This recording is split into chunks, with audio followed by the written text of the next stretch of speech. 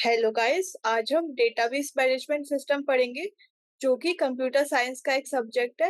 Relational database design में आज हम लॉसलेस डिकम्पोजिशन और डिपेंडेंसी प्रिजर्विंग के बारे में पढ़ेंगे।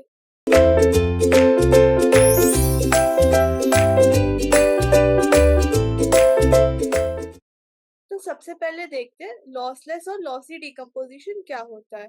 तो डिकम्पोजिशन का मतलब होता है कि अगर हम हमारी टेबल्स को सब टेबल्स में तोड़ रहे हैं, तो हम क्या कहते हैं कि अगर कोई रिलेशनल स्कीमा आर जो है वो डिकम्पोज हो गया दो टेबल्स में, R1 और R2, तो उस डिकम्पोजिशन को हम कहेंगे लॉसलेस डिकम्पोजिशन, क्योंकि उसमें कोई लॉस नहीं हुआ है डिकम्पोजिशन के बाद। और ये हम कैसे चेक करते हैं, इसके लिए हमारे कुछ स्टेप्स होते हैं। और इस लॉसलेस डिकम्पोजिशन को हम ये भी कहते हैं कि और इस लॉसलेस डिकम्पोजिशन को हम लॉसलेस जॉइंट डिकम्पोजिशन भी कहते हैं। अब इसको करने के हमारे कुछ स्टेप्स होते हैं जो हम एक क्वेश्चन के साथ समझेंगे।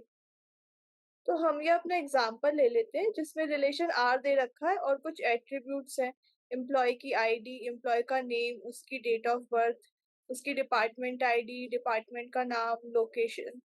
और इसको हमने R1 और R2 दो टेबल्स में तोड़ दिया है। तो इसमें एम्प्लॉय आईडी है, एम्प्लॉय का नाम है, डेट ऑफ बर्थ है, डिपार्टमेंट आईडी है। दूसरे में डिपार्टमेंट आईडी, डिपार्टमेंट का नाम और डिपार्टमेंट की लोकेशन है। तो अगर ये लॉसलेस हुआ तो ये तीनों कंडीशंस फॉलो होनी चाहिए कि यूनियन जो है R1 और R2 का वो R के इक्वल होना चाहिए। तो अगर हम R1 के एट्रीब्यूट्स ले, एम्प्लॉय आईडी, एम्प्लॉय का नेम, डेट ऑफ बर्थ और डिपार्टमेंट आईडी, तो वो तो ये चारों एट्रीब्यूट्स हो गए, ये R1 के एट्रीब्यूट्स हैं। और R2 के एट्रीब्यूट्स हैं डिपार्टमेंट आईडी, नेम और लोकेशन। तो नेम, डिपार्टमेंट, लोकेशन और डिपार्टमेंट आईडी, ये तीनों R2 के एट्रीब्यूट्स हैं। तो हम जब इनका यूनियन लेंगे तो ऑब्वियसली हमें R तो मिलेगा ही, हमें सारे एट्रीब्यूट्स मिल जाएंगे R के। तो पहली कंडीशन सेटिस्फाई हो गई। अब दूसरी कंडीशन में हम कह रहे हैं intersection of R1 and R2 नल नहीं होना चाहिए। तो हमें देखेंगे कि यहाँ पे डिपार्टमेंट आईडी जो है वो हमारी कॉमन है R1 और R2 में, तो वो नल तो नहीं है, तो इसलिए सेकंड कंडीशन भी फॉलो हो रही है।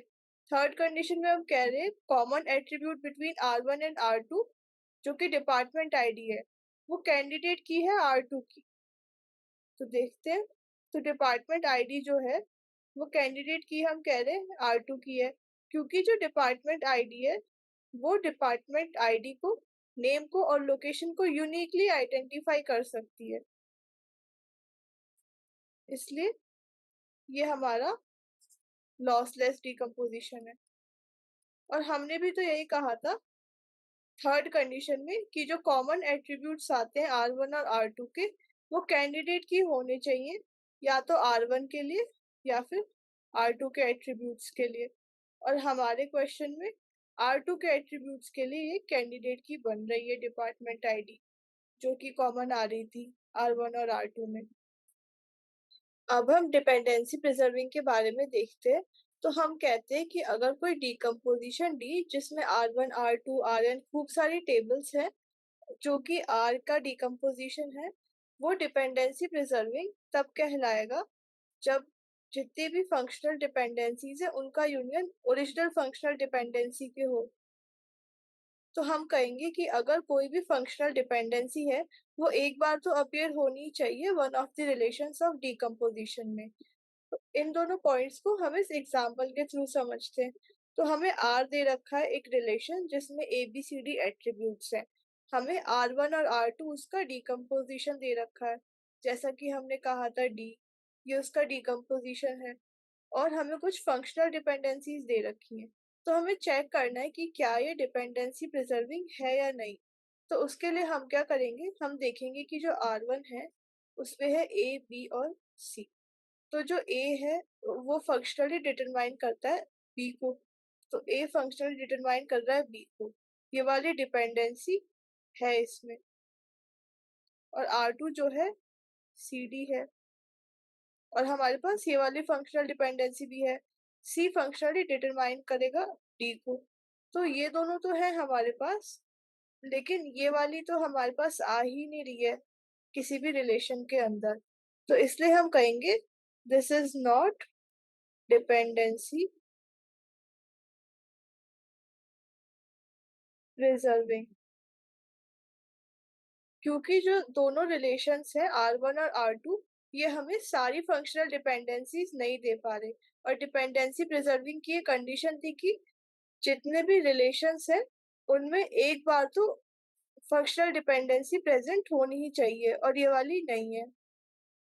अब हम डिपेंडेंसी प्रिजर्विंग का दूसरा एग्जांपल देखते हैं। तो इसमें भी हमें एफ दे रखी है कुछ डिपेंडेंसीज, और हमें रिलेशंस दे रखे हैं R1 R2 R3, और R में ABCDE 5 एट्रीब्यूट्स हैं। तो हमें चेक करना है कि क्या ये डिपेंडेंसी प्रिजर्विंग है या नहीं। तो R1 में ACE है, और A से हम क्या कर सकते हैं, C नहीं कर सकते और E नहीं कर सकते। तो इसमें तो हमें कोई भी डिपेंडेंसी नहीं मिली। और R2 रिलेशन से मिलेगी या नहीं, BC से हम D डिटरमाइन कर सकते हैं, और BC से हम फंक्शनली डिटरमाइन कर सकते हैं D। तो इसमें ये वाली प्रेजेंट है। और R3 से AB, A फंक्शनली डिटरमाइन करता है B को, और ये इसमें भी प्रेजेंट है। तो ये वाला हम कहेंगे कि ये डिपेंडेंसी प्रिजर्विंग है, क्योंकि इसमें सारी फंक्शनल डिपेंडेंसीज आ रही है रिलेशंस के अंदर। अब हम देखते हैं हमारा क्वेश्चन, जिसमें हमें पूछा गया है कि ये हमारा रिलेशन R है और हमें कुछ फंक्शनल डिपेंडेंसीज दे रखी हैं। तो हमें बताना है कि जो D1 और D2 है, इनमें से कौन सा लॉसी है और कौन सा लॉसलेस है। तो देखते हैं, सबसे पहले हमें क्या करना है, हम D1 के बारे में देखते हैं। तो सबसे पहले हम D1 के फर्स्ट रिलेशंस ले लेते हैं, PQST और PTX। तो हम कह देते हैं R1 में PQST एट्रीब्यूट्स हैं, और R2 में PTX है, R3 में QY है, और R4 में YZW है। तो अब देखते हैं R1 और R2 के क्या कॉमन एट्रीब्यूट्स हैं। तो common attributes of R1 and R2 are PT।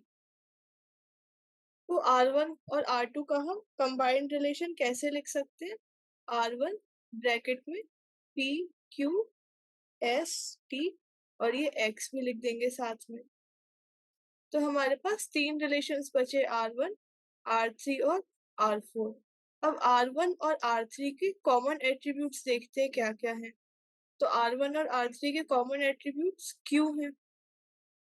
तो अब ये रिलेशन कैसे लिखा जा सकता है, R2 PQSTXY। तो ये R2 हो गया हमारा। अब हमारे पास बचे रिलेशंस ये R2 और R4। तो इनके कॉमन एट्रीब्यूट्स देख लेते हैं। R2 और R4 के कॉमन एट्रीब्यूट्स होंगे P नहीं, Q नहीं, होंगे Y, और सिर्फ Y होंगे। तो हमारा कॉमन एट्रीब्यूट आ रहा है Y। और Y क्या है, कोई की है क्या, हमें ये देखना है R1 R2 R3 या R4 में से किसी के लिए, क्योंकि हमारा थर्ड पॉइंट यही कहता था कि हमें देखनी है कि की है या नहीं। तो Y कोई की है क्या, तो हम ये देख सकते हैं, इन फंक्शनल डिपेंडेंसी से निकाल सकते हैं ये चीज। तो R1 के लिए की क्या होगी, R1 के लिए की होगी PQST, और PQ डिटरमाइन करता है X को। तो ये वाला तो हमें चाहिए नहीं। P डिटरमाइन करता है YX को, ये भी हमें कंसिडर नहीं करता, ये भी हमें कंसिडर नहीं करना। Q डिटरमाइन करता है Y को, YZW को, तो इसको हम कंसिडर नहीं करेंगे अभी। R2 को देखते हैं, R2 है PTX। तो इन दोनों के कॉमन एट्रीब्यूट्स आ गए Y। अब हमें देखना है Y किसी रिलेशन की कैंडिडेट की आ रही है या नहीं, R1 R2 R3 या R4 में से। तो Y किसकी कैंडिडेट की हो सकती है, या तो R4 की हो सकती है या फिर R3 की। क्योंकि y तो R3 या R4 किसी एक में से ही प्रेजेंट है। तो देखते हैं R3 के लिए है क्या।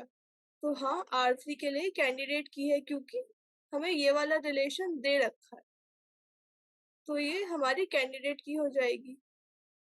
तो इसलिए ये R3 के लिए कैंडिडेट की है, इसलिए D1 लॉसलेस है। अब हम चेक करते हैं D2 के लिए। तो D2 के लिए भी हम कह देंगे कि PQS R1 रिलेशन है, R2 रिलेशन है TX, R3 है QY, R4 है YZ और W। तो अब देखते हैं R1 और R2 के कॉमन एट्रीब्यूट्स क्या हैं। कोई भी नहीं है कॉमन एट्रीब्यूट्स R1 और R2 के। तो R2 और R3 के कॉमन एट्रीब्यूट्स है क्या? कोई भी नहीं है। R3 और R4 के कॉमन एट्रीब्यूट्स है क्या? हाँ है, Y है। तो Y किसी की है क्या? तो Y तो R3 की है। लेकिन अगर Y R3 की है भी, लेकिन तब भी R2 और R1 के तो कोई कॉमन एट्रीब्यूट्स ही नहीं है, तो हम कंबाइन नहीं कर सकते, क्योंकि चारों के कोई कॉमन एट्रीब्यूट्स नहीं है मिला के। तो इसलिए हम कह देंगे ये लॉसी है। तो इसलिए इस क्वेश्चन का आंसर हो जाएगा कि D2 तो लॉसी है और D1 लॉसलेस है। इसका आंसर हो जाएगा 4th। तो अगर हमें इस तरह का क्वेश्चन दे रखा है जहाँ पे 4 रिलेशंस हमें दे रखे हैं, तो हमें सबसे पहले 2 रिलेशन लेके उनके कॉमन एट्रीब्यूट निकाल लेने हैं और फिर उनका एक नया रिलेशन बना लेना है। फिर उस रिलेशन का तीसरे रिलेशन के साथ कॉमन एट्रीब्यूट निकाल के एक और नया रिलेशन बनाना है। उसके बाद उस फाइनल रिलेशन का हमारे 4th रिलेशन के साथ कॉमन एट्रीब्यूट निकाल के देखना है कि वो किसी की कैंडिडेट की है या नहीं, और वो आ रही है। तो इसलिए ये वाला लॉसलेस हो गया। और जो हमने दूसरा देखा था D2, वो हमारा लॉस ही होगा, क्योंकि हम कॉमन एट्रीब्यूट्स ही नहीं निकाल पा रहे हैं। Thank you.